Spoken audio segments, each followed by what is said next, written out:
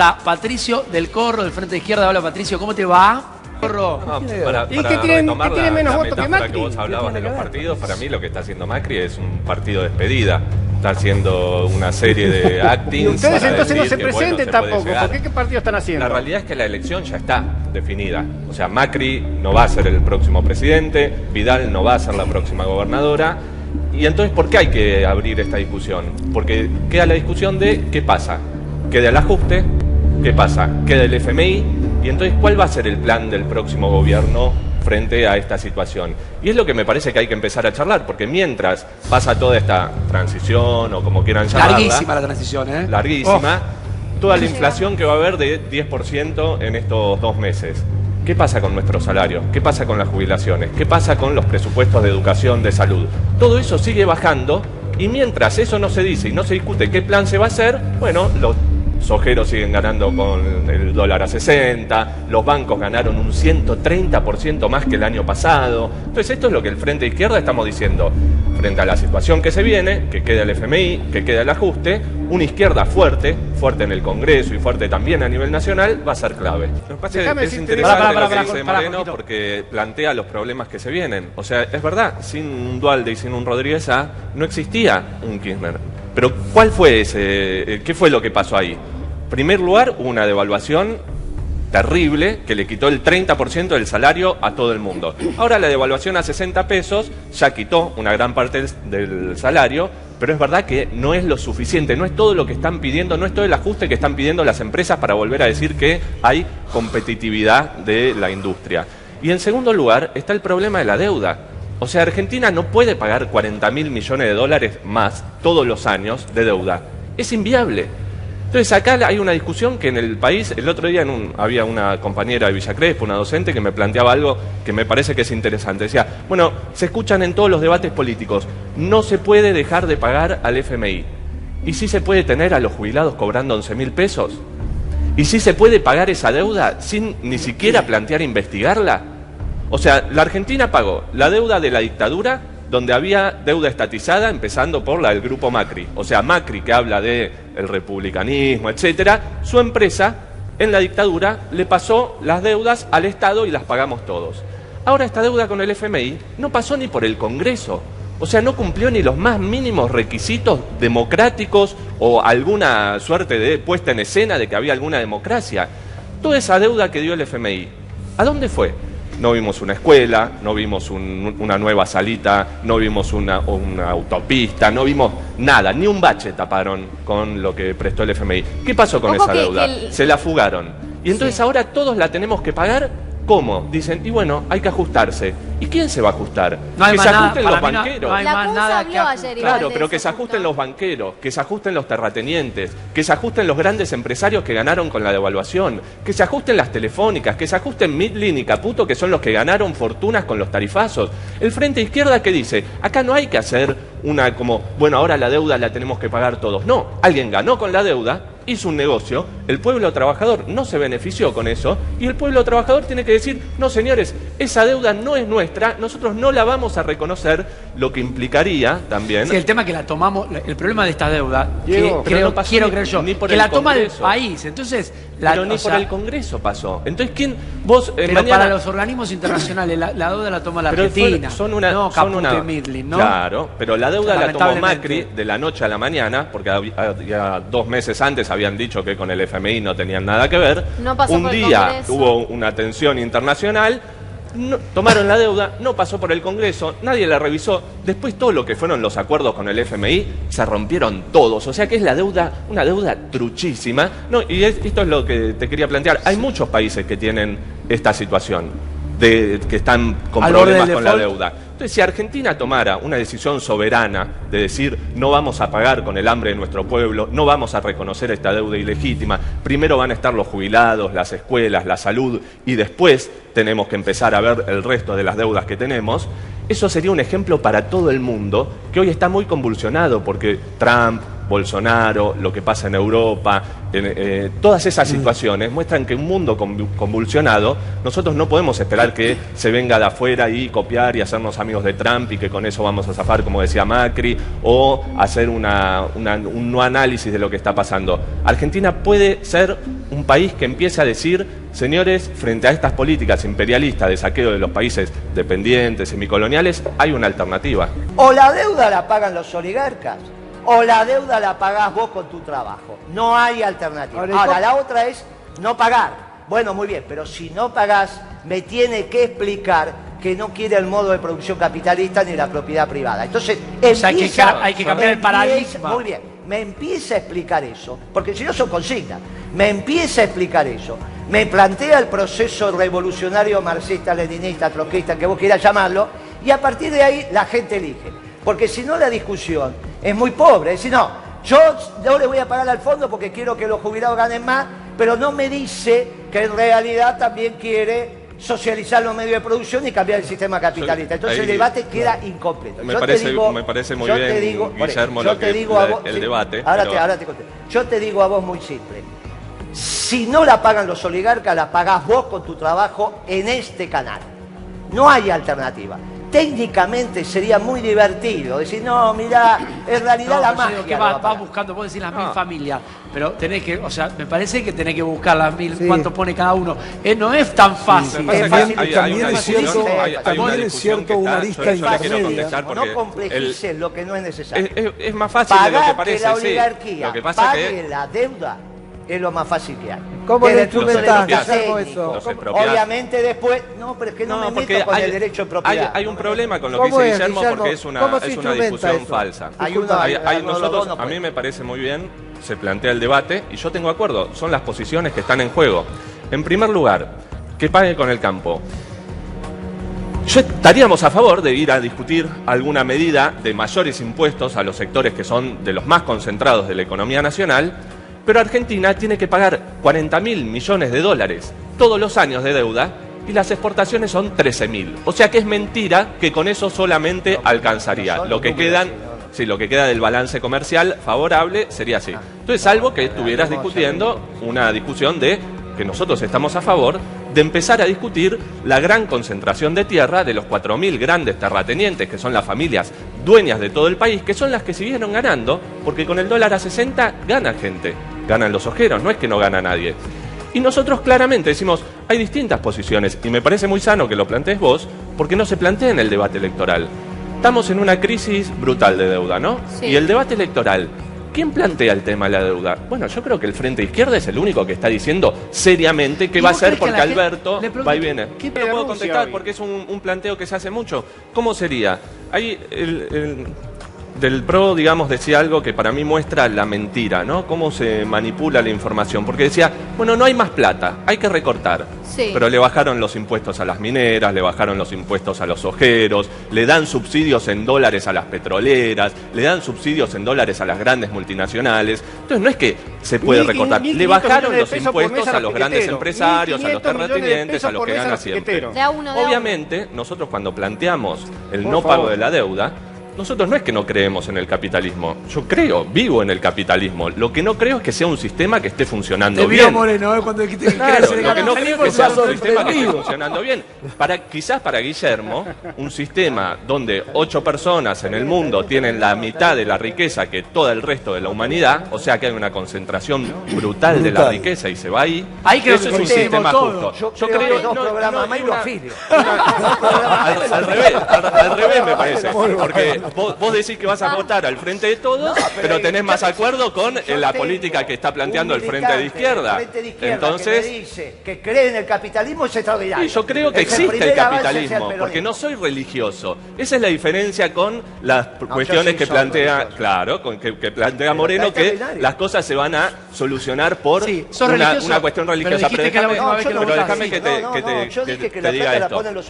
Claro, pero yo te dije que no alcanzaba con eso y se muestra bien cómo esa plata no alcanza. Bueno, yo te dejé. No, tenés razón. Entonces, nosotros, yo creo, o sea, vivimos en el capitalismo. Esa es la verdad. La mayoría de la gente hoy opina que el capitalismo es el mejor sistema. Pero ¿qué es lo que está llevando el capitalismo? Esto que estamos viviendo, esta crisis que estamos viviendo con la deuda, con el FMI, viendo la gente durmiendo en la calle mientras otros se llevan millones, es capitalismo. ¿Qué estamos diciendo nosotros? Hay que empezar a pensar otro sistema social donde el reparto de las riquezas no sea, por ejemplo, él decía, contra la propiedad privada.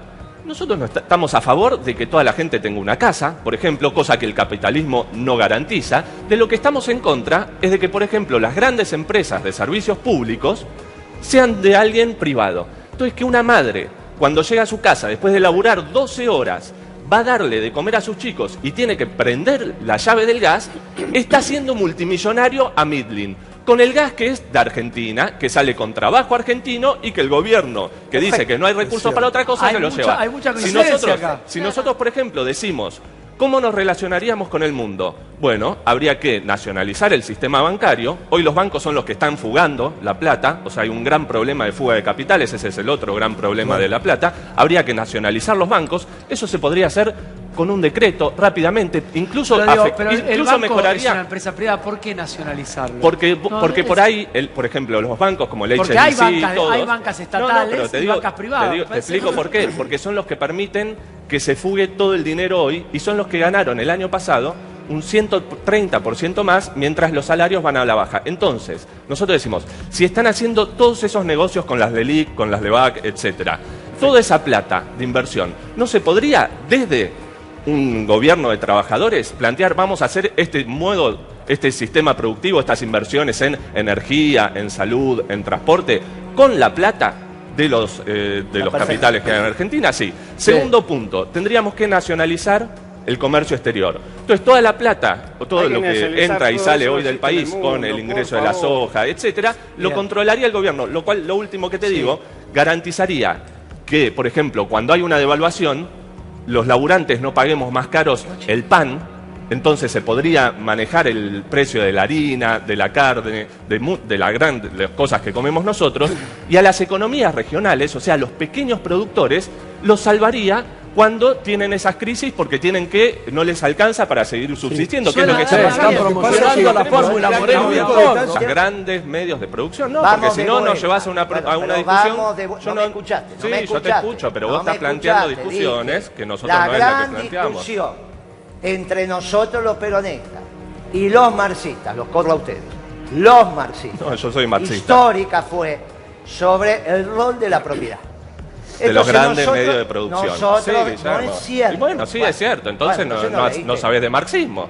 Es de los grandes medios de producción, de los medios de producción. No le voy a sacar la camisa a él, digamos, es su camisa, está perfecto. Los medios de producción al margen de su tamaño. Los medios de producción al margen de su tamaño. Los bancos. Esta fue la diferencia. Entre peronismo y marxismo. Bien. ¿Qué decíamos los peronistas? El sistema capitalista resolvió correctamente los incentivos de producción y resolvió pésimamente la distribución. Por eso nosotros, los justicialistas, respetamos el modo de producción capitalista y nos metemos profundamente, como lo hicimos en todos los gobiernos peronistas, en el sistema de circulación y generación de valor de la mercadería, ergo en la distribución. Me encanta lo que acabo de escuchar, porque es la primera lección aprendida, en general, de los marxistas, volviendo al peronismo, que es la etapa superior de la organización de la sociedad. No, a mí me parece muy bien, pero es una friqueada lo que está diciendo, totalmente. Porque yo, si quieren, les friqueo y les digo... Vamos a la profundidad de lo que estábamos... Y yo te escuché, pero hay una cosa, yo no falta la verdad, sí, porque vos estás diciendo cosas que nosotros no planteamos. Por ejemplo... Chicos, de a uno, pero hay un problema porque nosotros, cuando decimos eso... Y vos cuando hablo yo, pero no sé su día. Déjalo así termina Moreno y solo una cosa, porque cuando se dice que el peronismo solucionó eso, yo digo, el gobierno más exitoso del último tiempo, el que vos encabezaste, dije intentamos se fue después, solucionar. bueno, intentaron, pero no pudieron. ¿Por qué? Pero claro, se fueron después de 12 oligarquía. años. ¿Pero qué hicieron contra la oligarquía? Avancemos, Solo esto. 30% de pobreza terminó el último gobierno kirchnerista. Y el anterior gobierno peronista que gobernó la Argentina fue Menem. ¿Alguien puede decir que Menem se metió a...? Vamos, porque si no es el debate estudiantil y ya está. Ya bastante tengo en el movimiento ¿por qué tenés con que los chicanear estudiantes así? que te ponen la cabeza así. Y bueno, pero te puede no gustar, pero no tenés que rebajarte esa chicana para Ahora, atacarme a si mí. este debate estudiantil no voy. Pero yo estoy debatiendo política nacional. Guillermo, que se ve que quiere torpedear un poco a Fernández. William Cook, Guillermo Cook no era No, de la izquierda peronista. a mí lo que me resulta sintomático William es que si vos ves los candidatos que van pasando, incluyendo a Fernández, no hay ninguno que no fue menemista. O sea, todos menemistas. Entonces me parece bien, yo entiendo, no, la izquierda lejos está de acercarse al peronismo, porque el peronismo no ha planteado ninguna de estas ideas que nosotros decimos. Incluso me parecía interesante la discusión sobre el más impuestos, aumentar las retenciones a un sector del campo, de los terratenientes, pero tiene un problema. Toda esa plata que vos decías era para pagar la deuda. Y te quedaron afuera, de nuevo, los jubilados, la reactivación económica, la salud, la educación. Entonces, ahí hay un debate sobre los grandes medios de propiedad, porque, aparte, una cosita, nosotros tendríamos que discutir en algún momento de dónde sacaron esa propiedad. O sea, porque no es que aparecieron así, Argentina no existía y un día aparecieron los dueños del país, etcétera. Por eso digo, de los grandes terratenientes. Está bien, pero a veces no, digamos, de la oposición en entonces era, bueno, se criticaba mucho al INDEC. Pero quería cerrar vos. Sí, dos cositas. Primer punto, se puede hacer competencias de la inflación, etcétera, etcétera. Lo que importa es si los salarios y las jubilaciones van atadas a la inflación. Entonces, por eso nosotros lo que estamos diciendo es que tiene que haber una cláusula gatillo, que si la inflación del mes es del 10%, los salarios aumentan un 10%. Y eso tendría que conquistarse con la CGT y no todos los borrados. No solamente con las elecciones, ¿eh? No ¿Viste solamente. Pero ahora, aparte, pusieron un bono de 5.000 pesos, que es una cargada, ni siquiera dicen cómo lo van a pagar, te lo van a cobrar con el próximo aguinaldo, no se sabe, un desastre. Entonces, primer lugar, cláusula gatillo para los salarios. Segundo lugar, si vos controlás las tarifas, controlás gran parte de la inflación. Porque controlas la nafta, la electricidad, el gas, que son grandes formadores de precios. Por eso nosotros estamos diciendo hay que terminar con el curro ese menemista de las privatizadas de grandes empresarios haciendo plata con eso. Y por tercer lugar, yo tengo que decirlo, porque acá se habla de lo que pasó en el INDEC como si hubiera sido simpático. Lo del INDEC fue un escándalo. Yo tengo amigos y amigas personales que laburan ahí que lo fueron a patotear la patota de UPCN, con nombre y apellido, la patota UPCN que entrega a todos los estatales, los mandaron a patotear a los trabajadores para que no dijeran cuál era la inflación real. ¿Por qué lo convalidaron después? Porque todos tenían un acuerdo. Era la crítica que se claro, hacía. pero ¿por qué? Porque todos tenían un acuerdo, porque como tenían que pagar algunas deudas con cláusulas según la inflación, según el PBI, etcétera, a todos los gobiernos les convenía decir que había menos inflación de la que había. Pero con eso, ¿qué hacían? No es que ganaban plata para el país, porque ¿a quién cagaban? A los laburantes, con las paritarias. Entonces se utilizó la intervención del INDEC con una patota, ¿para qué? Para que sigan haciendo grandes negocios, los de siempre, y para que los trabajadores no alcanzaran con sus paritarias lo que era la inflación. Entonces ahora me parece que hay que decirlo bien claro. ¿Hay inflación? Sí. ¿Cómo se termina? Terminar con los tarifazos y con el lucro de las privatizadas. ¿Cómo se termina? Cláusula gatillo para todos los trabajadores y jubilaciones. A ver, Moreno, Patricio era el que más se reía. Los radicales ahí. Patricio era el que más se reía. Lo que me parece es que lo que se ve es que no, esto como te decía al principio, son actos electorales que se arman. Algo? ¿Cómo? ¿Puede dar vuelta el resultado? No, ni de casualidad. Ya está, Macri perdió. Lo que quieren con esto es hacer una foto de que Macri cuando se va, bueno, hubo alguna gente en algunas ciudades que lo fue a despedir, etcétera, porque si no se va como el más, casi como de la Rúa, digamos, sin helicóptero, pero tan abuchado por eso. La grieta me parece que lo único... estado puro. No, que lamentablemente la grieta en estado puro. Pero... Este acto, ¿qué diferencia tiene con el del 2015? Lo podríamos haber visto exactamente diciendo lo mismo. La verdad es que lo doloroso es que no avancemos y que se siga usufructuando. Hay un problema y que yo te digo la realidad, o sea, Mauricio Macri perdió las elecciones, es un acto electoral y está bien. Yo lo que pasa es que no comparto, digamos, de ninguna manera la visión de los que estaban ahí defendiendo al gobierno. No se puede decir que es un gobierno que pensó en los pobres, o por lo menos no pensó para bien. Si pensó es para sacarle lo poco que les quedaba. Entonces, justo los lugares también que eligió me parecen muy emblemáticos, porque no lo están haciendo en las zonas más populosas del país, sino que lo están haciendo en lugares particulares, y bueno, está bien, representan a esos sectores. Me parece bien que hagan su acto político ahí. Y los errores que tuvo el INDEC son los mismos errores que tienen ahora y que tuvo antes. Y que tienen los que institutos siempre funciona igual, y los institutos estadísticos. Yo me tengo que aguantar.